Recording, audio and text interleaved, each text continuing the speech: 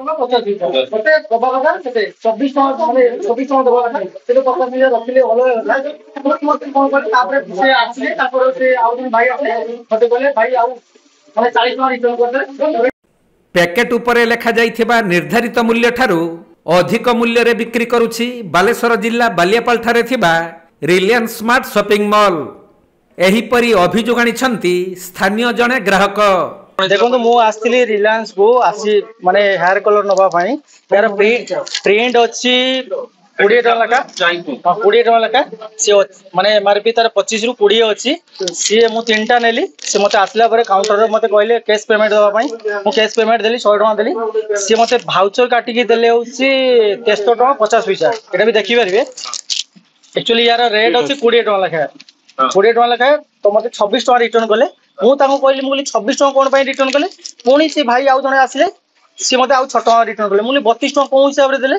से पुणी मते कहले नै तापरे पुणी ताको भीतर कोन आलोचना हला हां से मते माने आउ 40 टका रिटर्न कर देले कहले जे छाडंतु जहा हिची भूल हे जाईची आपण नै की जानतु हला मो हिसाब रे मो कहे माने होची जदी 20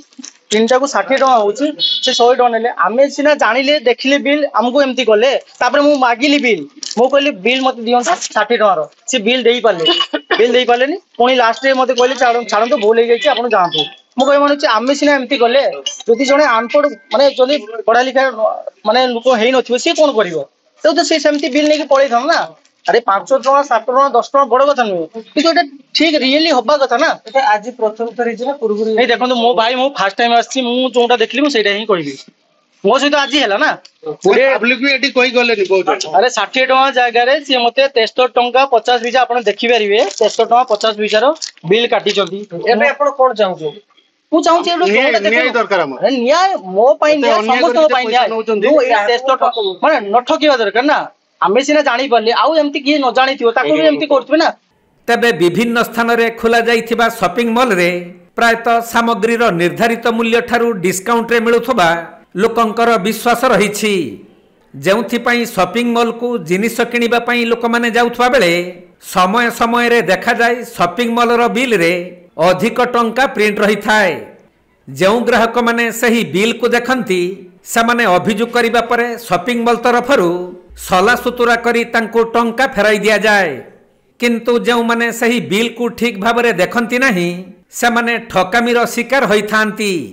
जेपरी बालेश्वर जिला बालियापाल ठारे थिबा रिलायंस स्मार्ट शॉपिंग मॉल रे घटिछि। एपरी कि एही घटना प्रथम थर नुहे बरं पूर्वरु मध्य एही परी होइथिबा जने ग्राहक अभियोग आनिछंती।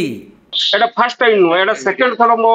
माने उपस्थिति रे हला फर्स्ट थर माने आपणकर धरतु 30 टका एमआरपी लिखा है 40 टका नौकरी नेला सहित जुक्ति तर्क कलापर एमाने पुणी से कहले आज्ञा मोर भूल है आज भी परिस्थिति से कहते एगुड़ाक आमर जानी ना कि एगुड़ाक आमर आगुआ आगु कौन माल गुड़ाक आसीला एगुड़ाक आम कि विषय किसी जानी ना तेणु जहाँ भी आपको डाकतु ना आम तरफ आपको भूल मागु आज्ञा शुणु जदि एमाने आमको भूल मागुंट आम आज्ञा जानिबा सुनिबा लोक जो माने जे पाठ पढ़ी ना मूर्ख लोक कि गरीब लोक माने आसुचंती जे रिलायंस रु आपणकर डिस्काउंट एमाने माइक प्रचार करूचंती जे डिस्काउंट रे आमे दउचु ए जे डिस्काउंट कथा कहउचंती एमाने डिस्काउंट दउ नांती आज्ञा एमाने लोकन को मारिया पई चाहुचंती आसचंती रिलायंस कंपनी बालियापाल को आसीची गरीब लोकन को मारिया पई आसी शोषण करिया पई आसी। बालेश्वर जिला बालियापाल रु सुभाष दास रिपोर्ट कोणार्क लाइव।